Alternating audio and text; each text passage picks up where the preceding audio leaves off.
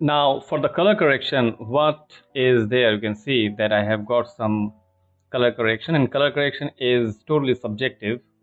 So now you can see that there is no rule of doing so. If it is matching or not, that is totally up to your eyes, and you have to eyeball it, and then after you have to check that it is matching or not. So there is no rules that I can tell you that gamma has to be 0.76, then only it will work, otherwise it will not work. All right.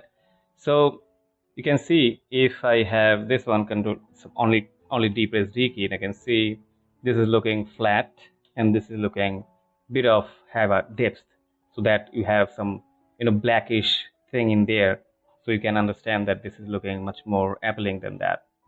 So this one is there, and another one is this sunlight, and I can see if I disable it, you can see that everything is pitch black, although it's looking okay, but I have put it something like this.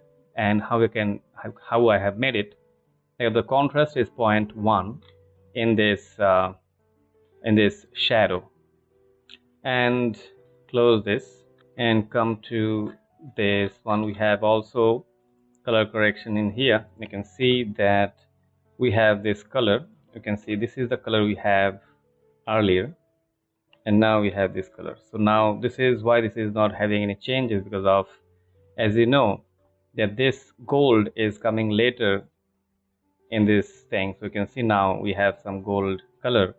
So saturation was extreme in this thing, so this is not realistic. So now what I've done, I have taken down some saturation in here. Now what is this icon A for this animation, and you can see the saturation is matching with this environment. If a gold statue is there in this environment, if it is, you can see we have this gold, not gold, yellowish thing, but same thing is there. You can see we have yellow also with shininess. So this is also very, very important, that you have to put your eyeball and observation in order to make it correct. All right.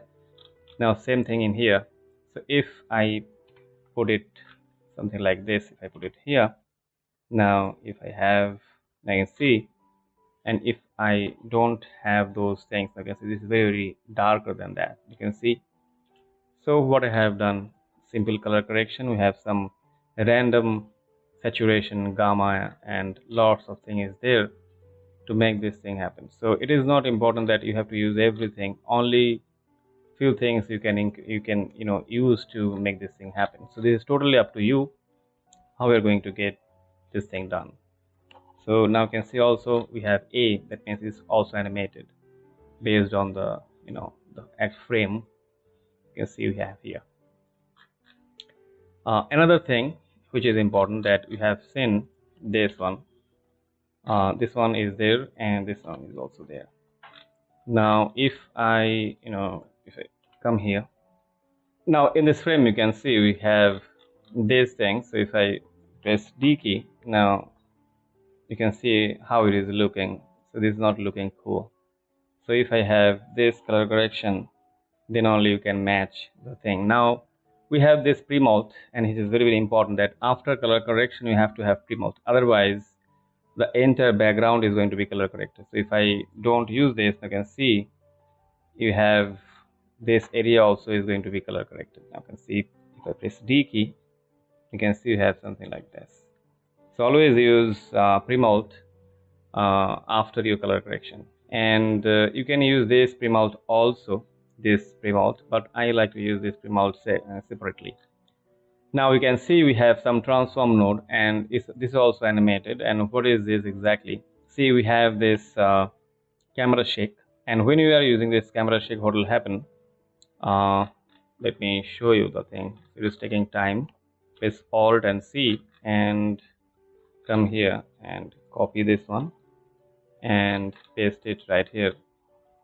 And you can see if I go to exact place, so I have to go to dope sheet and here and press F key, and I can see we have 150. This is the highest. I can see that what is happening now when this is happening. I can see we have the pixel is stretching in here.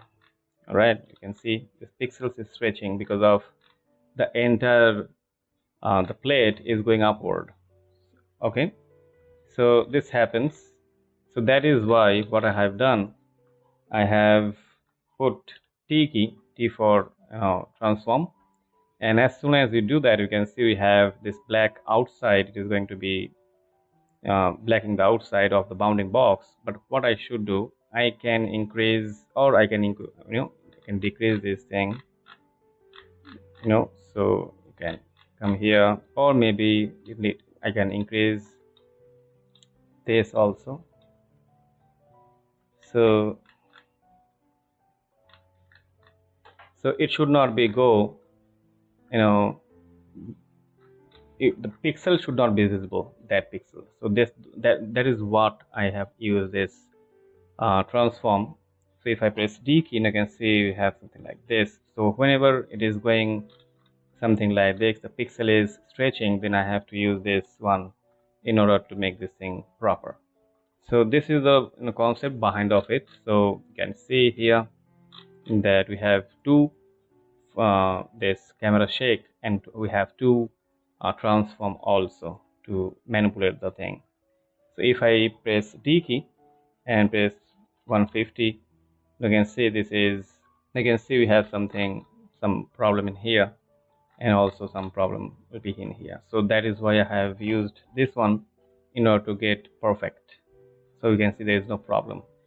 We have something also in here, right? So now this is also a fixing kind of thing, that if I have a mask, a roto mask kind of thing, and I have masked it out. So now you can see I have this, and press A key, you can see we have this, and so you can see we have something like this. This is not looking proper, so I have masked this thing out, so in order to see my face in a better way. So hopefully this is very, very helpful for you, and see you in the next class.